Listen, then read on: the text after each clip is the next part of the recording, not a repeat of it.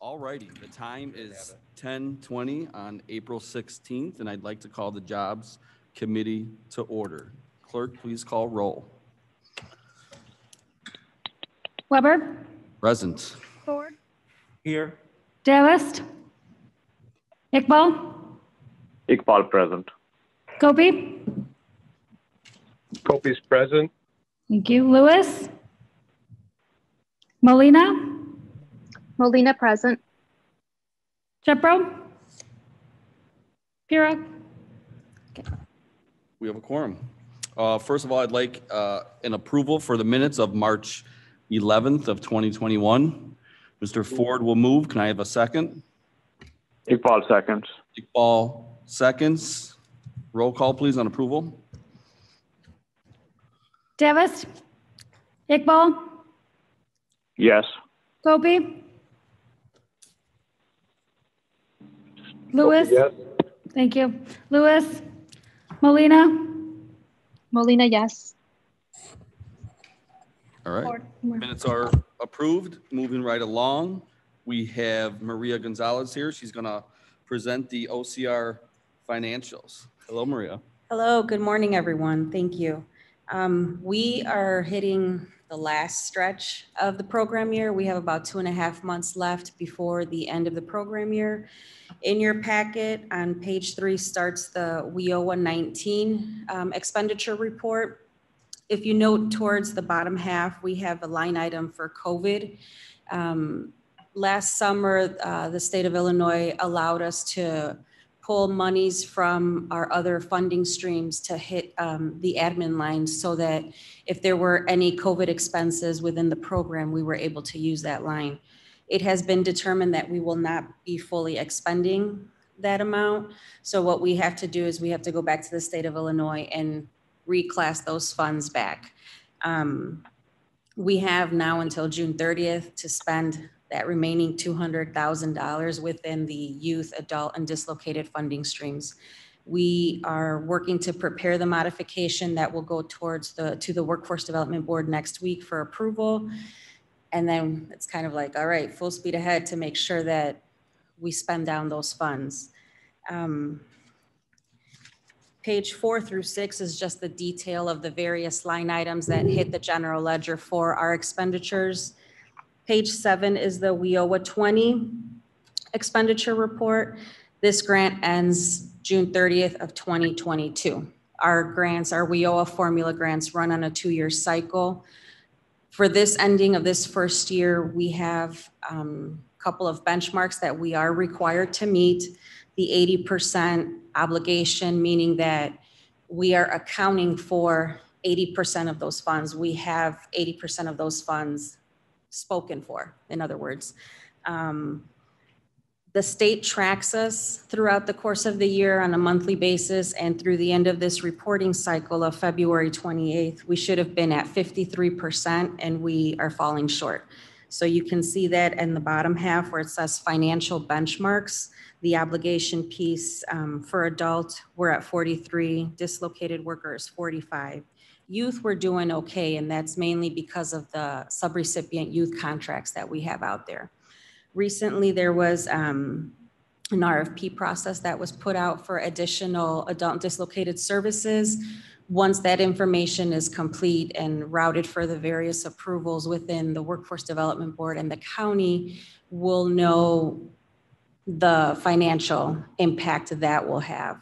Until then, everything that we know has been accounted for and projected, and it's still looking like we're running low. Program is aware of it, the state is aware of it, and we are working towards ensuring that we do hit the 80%. On a positive note, the program team has been working nonstop to ensure that we hit the 50% training benchmark.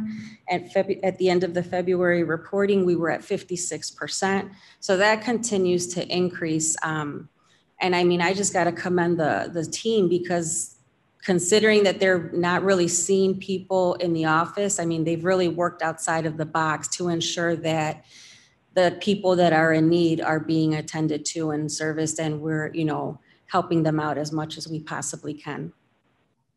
The trade report, no sooner, I think I hit send to send these reports out for approval, we got the executed grant agreement. With that, there were some preliminary initial reports that I had to file before we could start drawing down the funds for the expenses that have been incurred to date.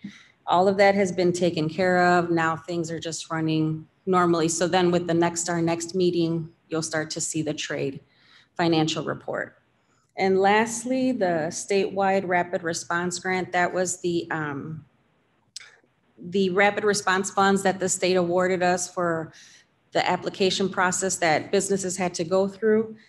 I am still waiting to receive the reimbursement packets. They're within the program team. They are reviewing it before they can send it off my way, and then we can start reimbursing that. And we have until June 30th. That deadline will not be extended. So we have until June 30th to get all of the payments out. Any questions?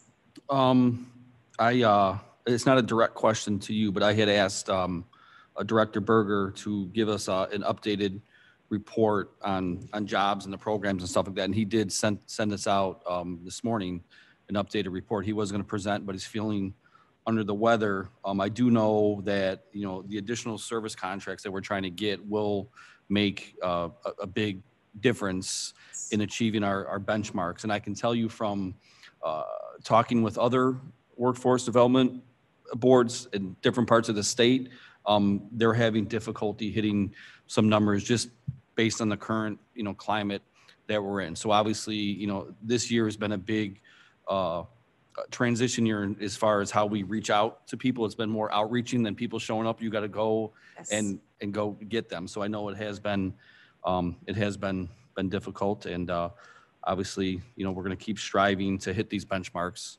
and it makes a big difference when things are communicated to us, and obviously when we're communicating back to the state and the other boards to let them know what the situation is, you know.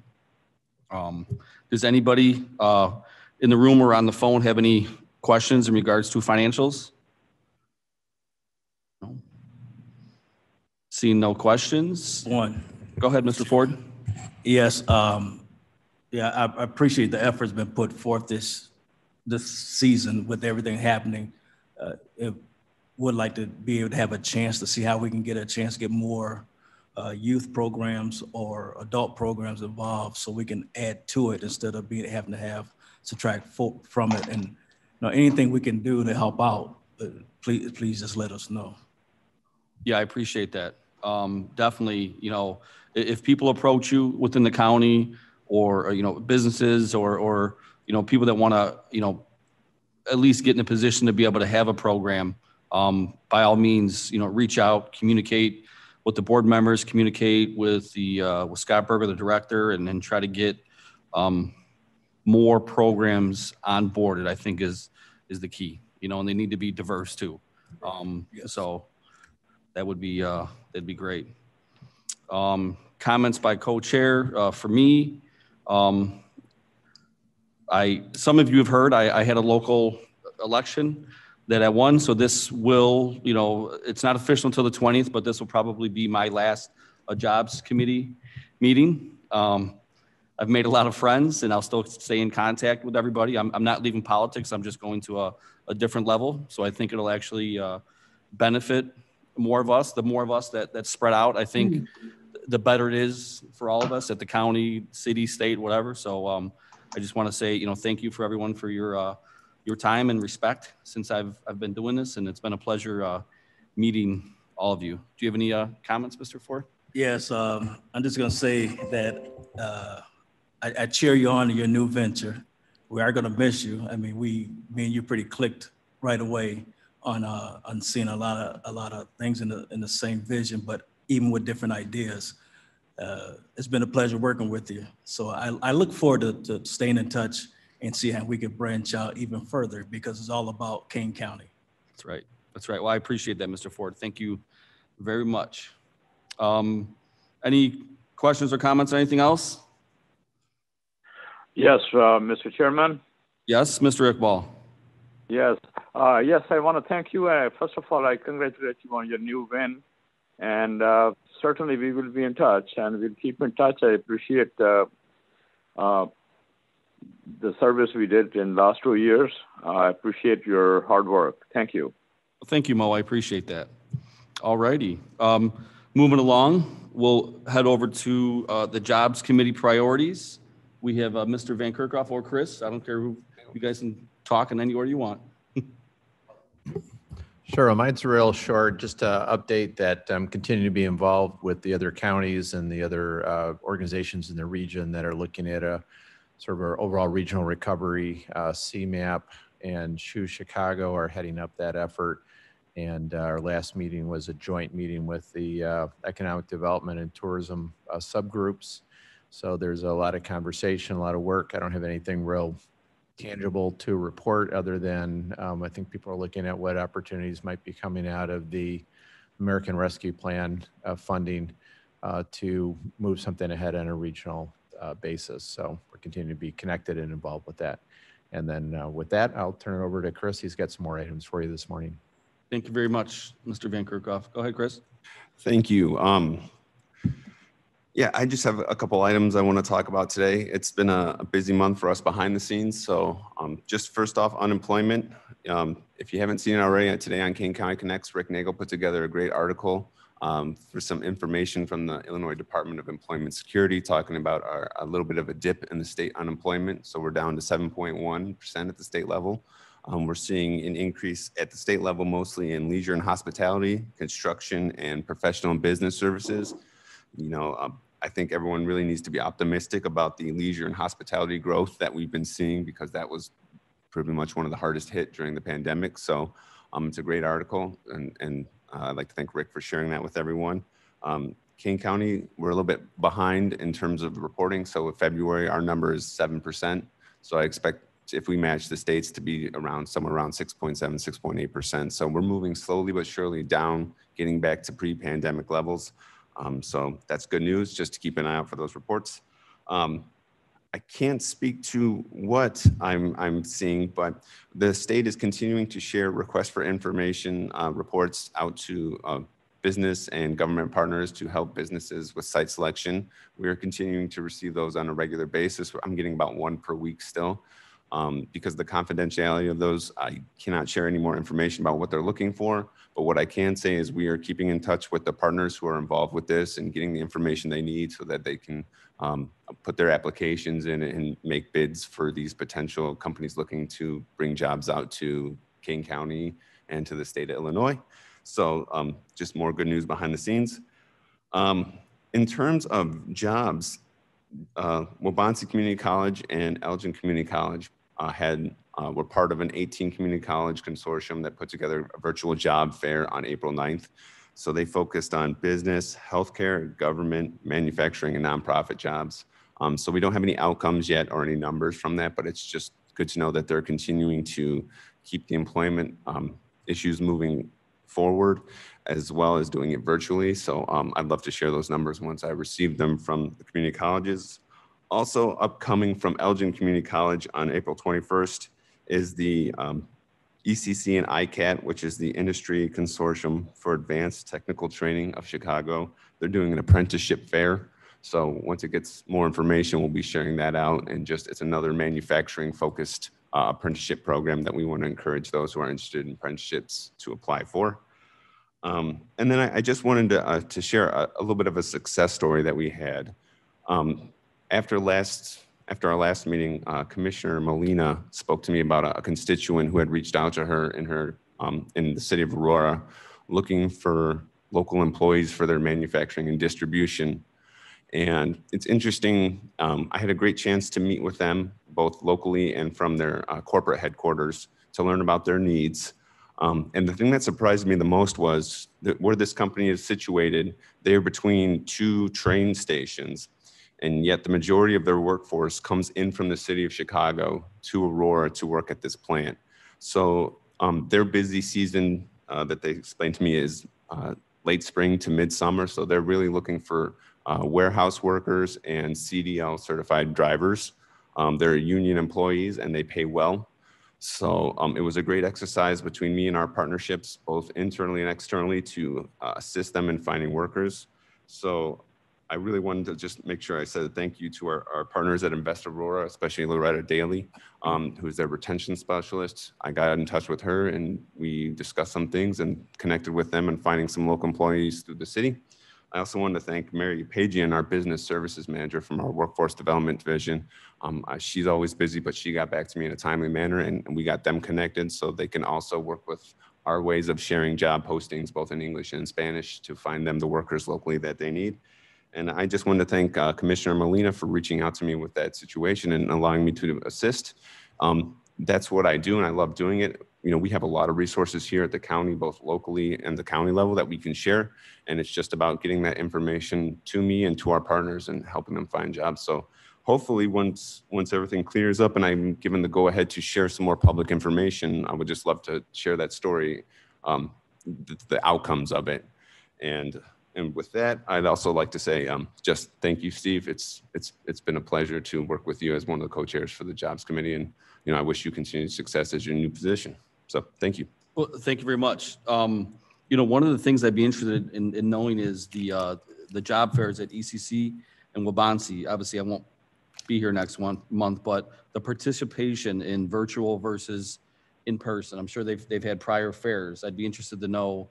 I'm sure the board would be interested to know, you know, how those numbers differ, because I think it'll shine some light onto, you know, why some things are harder, whether it's harder to hit benchmarks for the WIO and stuff like that, because obviously, you know, it's a different kind of participation. One of the things I've noticed is whether it's in St. Charles, Geneva, in regards to the jobs, I think we're going to see hopefully a healthy lift in the number of jobs for end of April and May. So many restaurants and businesses are looking for help right now at every level. It'll say every single level. It's chef, cooks, servers, bartenders, wait staff. I mean, everything. So I think that I feel like a lot of the businesses are comfortable now that they're not going to get shut down, that they're willing to commit and invest more in their business to grow the business back to where they were. So hopefully we'll see some positive numbers that way. You know, that'll be good.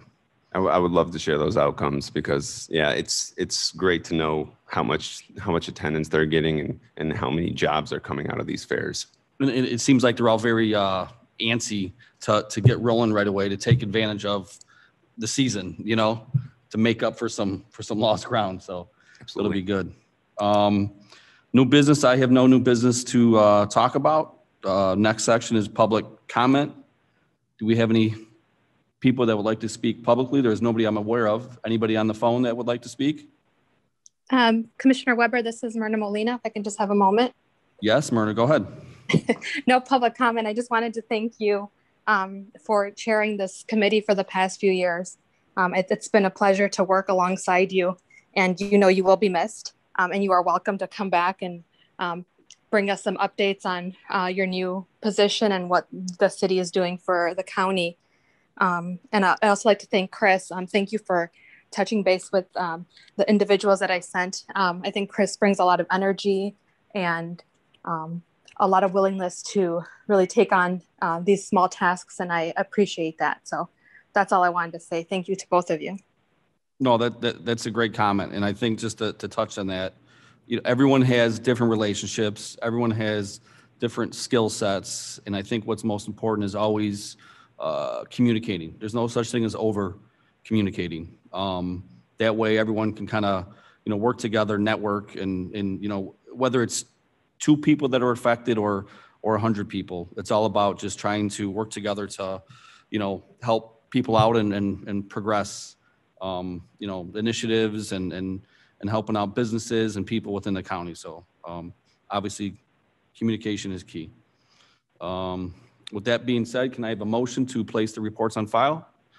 So moved by Mr. Ford, seconded by? Molina seconds. Molina, seconded by Molina. Can I please have a roll call on that? Davis. Iqbal. Iqbal, yes. Gopi. Kopi, yes. Thank you. Lewis. Molina. Molina, yes. Ford. Yes. Yes. And Weber. Thank you. All righty, that's good to go. No need to go into executive session. Can I please have a motion and a second to adjourn the meeting? So moved. Second. So moved by Kopi and seconded Iqbal by, seconds. pardon me? Iqbal seconds. So I got a motion, a motion by Kopi and seconded by Mr. Iqbal. All those in favor say aye. Aye. Aye. Those opposed say nay. The ayes have it. We are adjourned. Thank you.